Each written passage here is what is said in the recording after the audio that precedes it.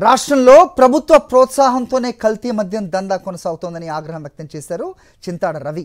ఆమదాలవలస నియోజకవర్గంలో ఎమ్మెల్యే కూన రవికుమార్ కల్తీ మద్యం దందా నడుపుతున్నాడన్నారు. కల్తీ మద్యం, ఇసుక దందా డబ్బులతో ఈ కల్తీ మద్యం షాప్ యజమానితో కూన రవికుమార్ గోవాకు వెళ్లాడని మండిపడ్డారు.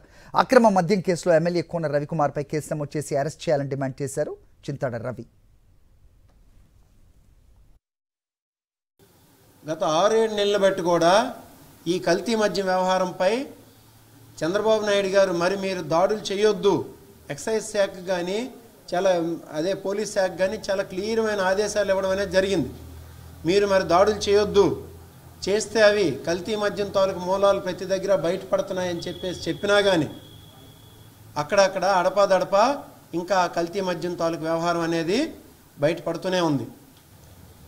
ఈయన సరబుజ్జులి ఇప్పుడు మొన్న కల్తీ మద్యం దొరికినటువంటి షాప్ ఓనర్ ఈయన మా ఎమ్మెల్యే గారు, ఈయన కోన రవికుమార్ గారు.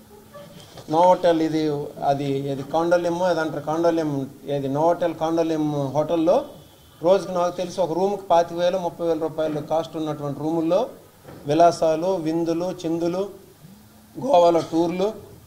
వీటికి డబ్బులు ఎక్కడి నుండి వచ్చాయి? ఈ కల్తీ మద్యం డబ్బులా, లేకపోతే ఇసుక దందా డబ్బులా, లేకపోతే భూదందాలు కూడా ఉన్నాయి, ఆ భూదందాలకు సంబంధించినటువంటి డబ్బులా? ఇది ఆయనే చెప్పాలి.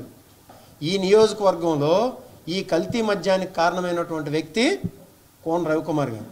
ఆయన మీద కేసు నమోదు చేయాలి, ప్రాసిక్యూట్ చేయాలి, ఆయన అరెస్ట్ చేయాలి.